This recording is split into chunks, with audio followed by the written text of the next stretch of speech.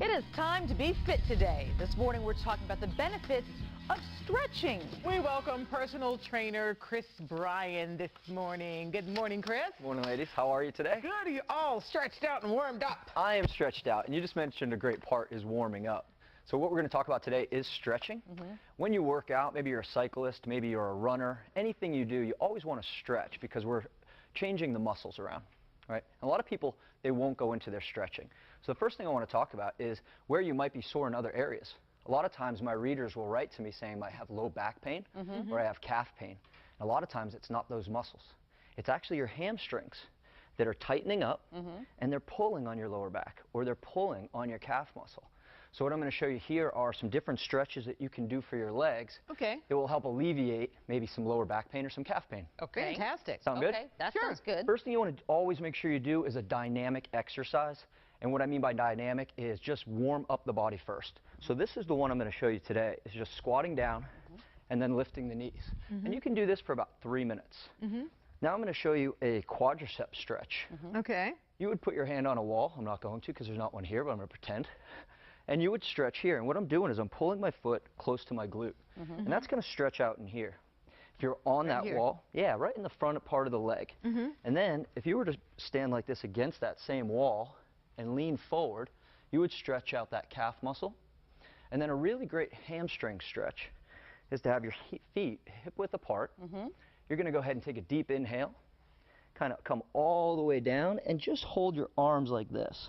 And what you're allowing to happen there is gravity to just pull the upper body down, which is going to help elongate the back of the hamstring. And I will say when people come up, make sure you come up really slow, rolling your back up so that you don't tweak the back. But why is this so important? I mean, because I skip the stretching all the time. I never stretch, never. Really? I took a yoga class, your yoga class, over the weekend, and that was great, but I never stretch.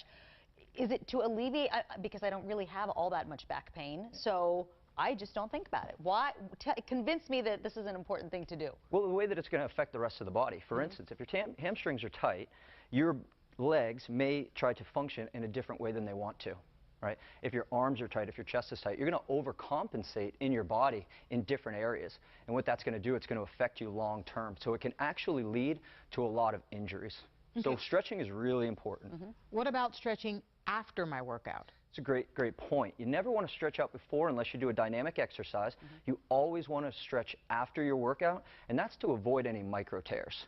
You can get these small little tears, especially in your hamstrings. The both of you meet with a lot of athletes here locally, and they'll tell you when you get a hamstring injury, it lasts for a long time. And that's what that is. You're creating a micro tear inside of the leg.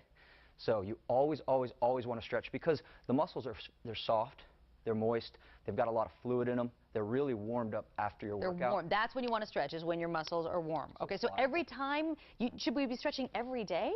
At least 3 days a week. Okay. Absolutely. Now, I personally, because I am so active, I stretch every single day. I would recommend it if you're working out every day, which is also a really great idea. Then you should stretch every single day. But I would say at least 3 times a day, everybody out there. And here's a really great test for you. If you can bend over and touch your toes.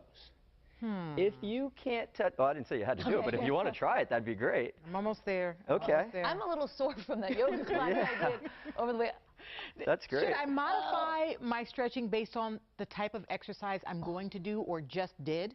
Well, that's a great point as well. So you want to find certain stretches for certain body parts. And on my website, I actually provide a free video of a full body stretch so that you don't have to be as specific, but at least you're touching every single muscle in the body.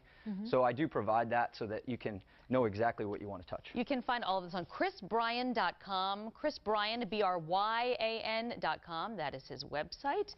Great tips. Great. Thank you so much.